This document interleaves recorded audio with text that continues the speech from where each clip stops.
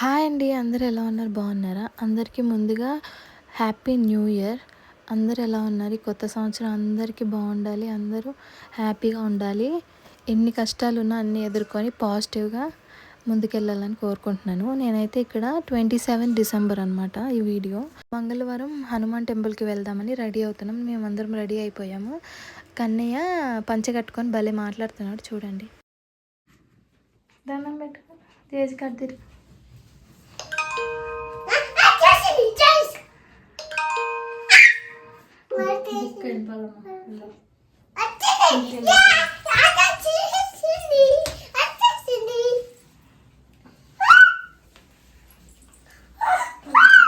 భలే ఎక్సైట్ అవుతున్నాడు ఆటో వచ్చిందని. చాలా రోజుల తర్వాత బయటకు వెళ్తున్నాం. ఇంకా ఈ పంచ మాత్రం మాకు గుర్తు రాలేదు తిరుపతి వెళ్ళినప్పుడు. ఇప్పుడు తీసాను, భలే సరిపోయింది. అది 6 months అప్పుడుది. ఇది ఇక్కడ పూజ కూడా కంప్లీట్ చేసేసుకున్నాను. పూజ చేసుకున్నాకే ఇంట్లో మొత్తం క్లీన్ చేసుకొని హెయిర్ వాష్ చేసుకొని వెళ్తున్నాం అనమాట.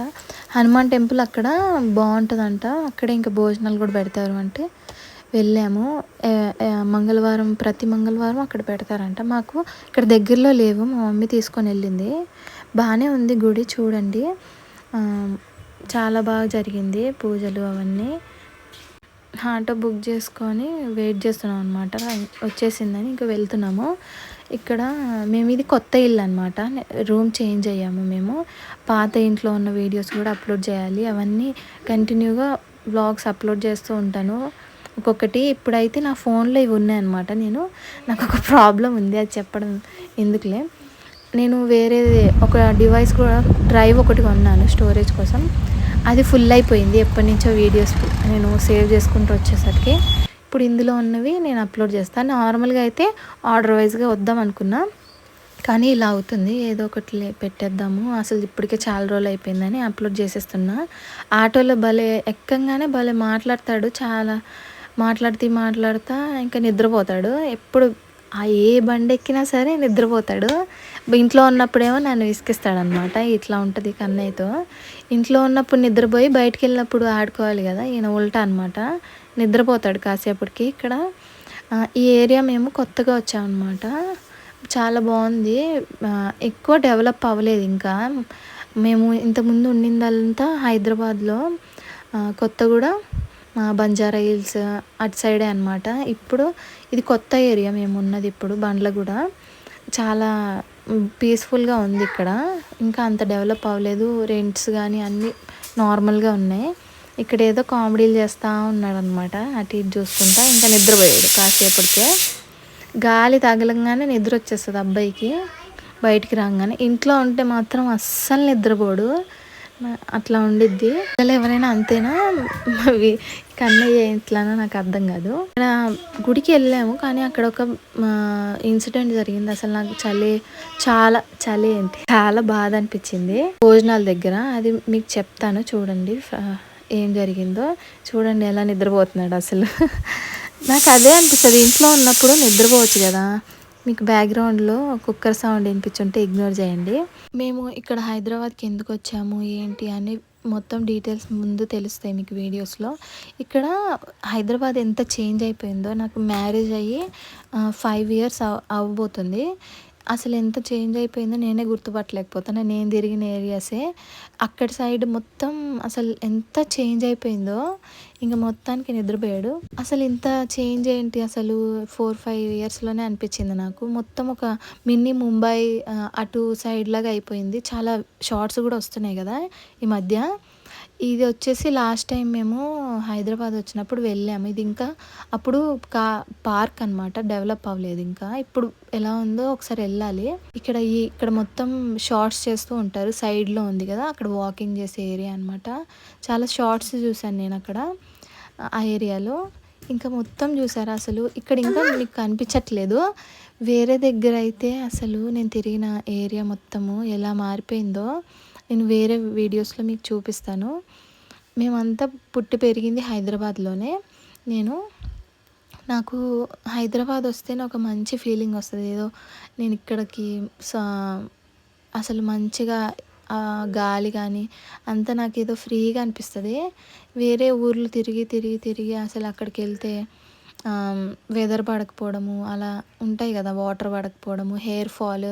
నా హెయిర్ అయితే ఎంత బాగుండేదో, హైదరాబాద్కి వచ్చాక ఇప్పుడు కొంచెం సెట్ అవుతుంది. ఎక్కడికి వెళ్ళినా నాకు పడదండి. నాకు పెళ్ళి చేసుకుందేమో నేను ఆంధ్ర, కానీ నాకు ఎక్కడికి వెళ్ళినా పడదు. మొత్తానికి గుడికి వచ్చేసాము. ఇలా ఉంది గుడి, ఇక్కడ బాగుంటుందని చెప్పి ఎవరో చెప్పారంట మా మమ్మీకి. ఇంక తీసుకొని వచ్చింది, కాలు కడుక్కొని లోపలికి వెళ్ళిపోయాము. మంగళవారం హనుమాన్ టెంపుల్కి వెళ్తే చాలా మంచిది కదా. ఇక్కడ శివుణ్ణి కూడా బాగా అలంకరించారు, శివలింగాన్ని. భలే అనిపించింది నాకు పాజిటివ్గా. నేను శివలింగం కనపడలేదు ఏంటి అనుకున్నా, అటు వెళ్ళేసరికి ఉంది. ఇంకా అక్కడ దర్శనం చేసుకొని సింపుల్గానే ఉంది గుడి, ఇంకా డెవలప్ చేస్తున్నారు అక్కడ. అక్కడ పక్కన వచ్చేసి అన్నదానం పెడుతున్నారు. అక్కడ హనుమాన్ ఉన్నాడంట, దండం పెట్టుకుంటున్నాడు, అందరికి దండం పెడుతున్నాడు. ఇక్కడ బాగా జనాలు ఎక్కువ ఉన్నారు, ఆల్రెడీ వెయిటింగ్లో ఉన్నారు. అసలు ఏం జరిగిందంటే ఇక్కడ పుట్ట అని అడుగుతున్నాడులే, ఇది వేరే టాపిక్. అక్కడ భోజనాల దగ్గర ఏం జరిగిందంటే అంత లైన్లో ఆల్రెడీ వెయిట్ చేస్తున్నారు. భోజనాలు అయిపోయాయి, అప్పటికే 1:30 పైన అయిపోయి ఓన్లీ వైట్ రైస్ కుక్ చేస్తున్నారంట. అందరినీ చాలాసేపు వెయిట్ చేయించి అందరు లైన్లో నుంచున్నాం, మేము లైన్లో నుంచున్నాము. వెళ్ళి అందరు లైన్లో ఉన్నారు, ఎవరో పక్కన ఫుడ్ అయిపోయిందని పూజారి గారు రండి అన్నారు. ఇంకా అందరూ లైన్ వదిలేసి మొత్తం మీదకి వచ్చేస్తుంటే నేను కన్నయ్యని తీసుకొని సైడ్కి వచ్చేసాను. సైడ్కి వచ్చి సైడ్ నుంచి పెట్టివ్వండి అంటే, ఎందుకు మీరు ఇక్కడ వస్తున్నారు, అట్నుంచి రండి, పిల్లోడు ఉన్నాడండి అంటే, మీరు పక్కనే రావాలా అంటే నాకు అసలు భలే కోపం వచ్చింది. పిల్లోడు ఉన్నాడని కూడా లేదు ఆ టైం. హనుమాన్ దగ్గరికి వచ్చాము.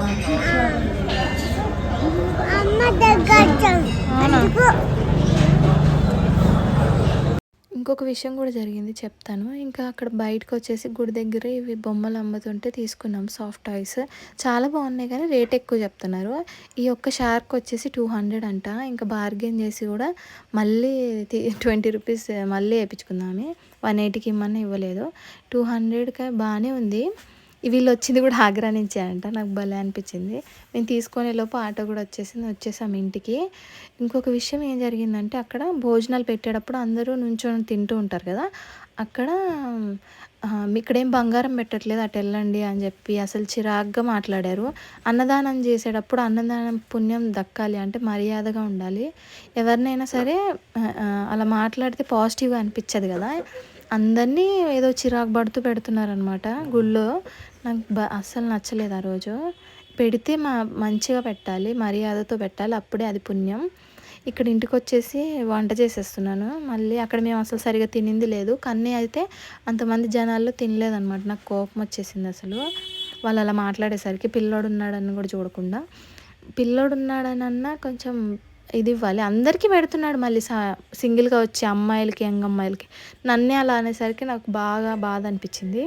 ఇంక ఇంటికి వచ్చి చపాతీ ఇంకా కర్రీ చేస్తున్నాను అనమాట. ఇక్కడ ఆలు కుర్మా చేద్దామంటే ఆలు లేదు, ఇంకా వంకాయ వేసి చేశాను.